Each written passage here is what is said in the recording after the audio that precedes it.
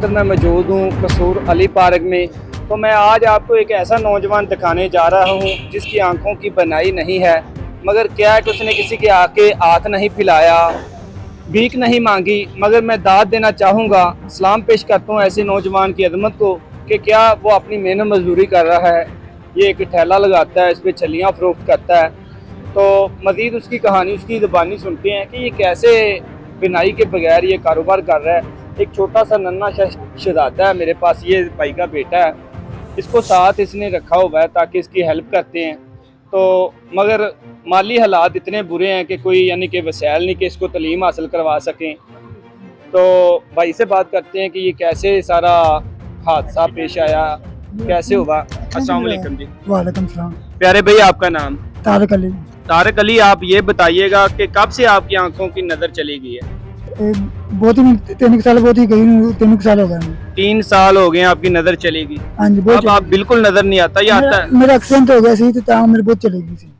ਲੱਤ में टूटी। ਲੱਤ ਵੀ ਟੁੱਟੀ ਹੋਈ ਏ, ਅੱਖਾਂ ਤੋਂ ਵੀ ਨਹੀਂ ਦਿਸਦਾ। ਤੇ ਇਹ ਛਲੀਆਂ ਉਬਾਲਦਾ ਕੌਣ ਏ? मेरे नाल मेरी बेटी ਤੇ ਮੇਰੀ बीवी ਤੁਹਾਡੀ ਬੇਟੀ ਤੇ ਬੀਵੀ ਉਬਾਲਦੇ ਨੇ। जी। ਤੇ ਉਸ ਤੋਂ ਬਾਅਦ ਫਿਰ ਤੁਸੀਂ ਨਾਲ ਆਦੇ ਬੇਟੇ ਨੂੰ ਲੈ ਆਦੇ ਹੋ। हाँ जी। ਤੇ ਸਵੇਰ ਤੋਂ ਲਾ ਕੇ ਸ਼ਾਮ ਤੱਕ ਲੱਤ ਦੀ ਤਕਲੀਫ ਵੀ ਏ ਤੇ ਲੇਕਿਨ ਫਿਰ ਵੀ ਤੁਸੀਂ ਆਪਦਾ ਕਾਰੋਬਾਰ ਕਰ ਰਹੇ ਹੋ। हाँ जी। ਤੇ ਹਕੂਮਤੇ ਵਕਤ ਅੱਗੇ ਤੁਸੀਂ ਕੀ ਮੁਤਾਲਬਾ ਕਰਦੇ ਹੋ? जो भी मेरा दिया मैंने कोई कारोबार करने वास्ते ਤਾਮਨ ਕੀਤਾ ਜਾਵੇ। कामन किया जाए। जी फरकान, देख लें ये बहादुर नौजवान है। यकीनन कसूर के बसने वालों को चाहिए, अगर हुकूमत वक़्त इसके साथ तामन नहीं करती तो मुल्क पाकिस्तान के बसने वाले जिनको अल्लाह ताला ने रिज़्क़ कसीर अता किया हुआ है, उनको चाहिए कि ऐसे नौजवान का दस्ते बाजू बने और ऐसे नौजवान की मदद करें कि क्या कि किसी के आगे इसने हाथ नहीं फैलाया। इतने बुरे हालात, छोटे से बच्चे को ले लिया, अपनी बीवी को कहता है कि जी मुझे छलियाँ उबाल कर दें, बेटे को कहता है कि जी मुझे रास्ता दिखाएं, मुझे नज़र नहीं आता, मगर क्या कर रहा है कि मेहनत मजदूरी। बच्चे की पढ़ने की उम्र है, भाई के दिल में भी हसरत है, तमाम वालदैन के दिलों में हसरत होती है, ख्वाहिश होती है कि मेरा बेटा बड़ा होकर कोई बड़ा अफीसर बने, तालीम हासिल करे।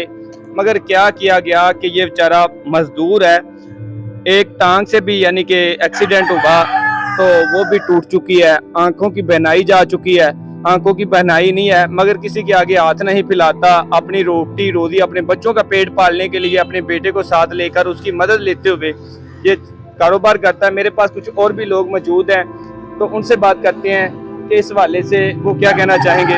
मेरे पास मौजूद है जी। डॉक्टर साहब, क्या कहना चाहेंगे? ये आप मोहल्ले का है तो जी, आंखों की बनाई भी नहीं है। मैं सबसे पहले तो हुकूमत वक़्त से ये अपील करना चाहता हूँ कि ऐसे जो नौजवान हैं, जो खुददार हैं, जिन्होंने भीख नहीं मांगी, जिन्होंने अपनी मेहनत की है, लेकिन अफसोस है कि उनका एक बच्चा है, बेटा है जो उम्र 7 साल का है, उसकी तालीम की उम्र है लेकिन वो अपने बाप का सहारा बना हुआ है।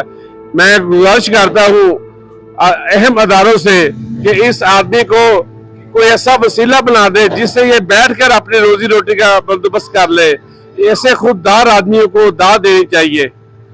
जी, देखा आपने कि ऐसे लोगों को दाद देनी चाहिए। गवर्नमेंट से अपील भी कर रहे हैं। तो ये भाई साबर हैं, तो ये भी फलाई वर्कर हैं और दुखी इंसानियत की खिदमत कर रहे हैं। तो बाकी मैं भी अल्लाह हकाम से अपील करता हूँ कि ऐसे नौजवान के साथ तामन किया जाए, इनकी अमदाद की जाए ताकि ये नन्हा सा जो शहजादा है ये भी पढ़ लिख कर कोई बड़ा आदमी बन सके। भाई तो अपनी ज़िंदगी गुजार रहा है, बुरे हालात में भी अपनी ज़िंदगी गुजार रहा है, हिम्मत नहीं हारी, हिम्मत जवां है। तो मकान भी किराए का है, अपनी घर की जगह भी नहीं, अपनी छत भी नहीं। तो मैं अल्लाह हकाम से पुरजोर अपील करता हूँ कि इस गरीब आदमी के साथ तामन किया जाए तो इसकी अमदाद की जाए। जी।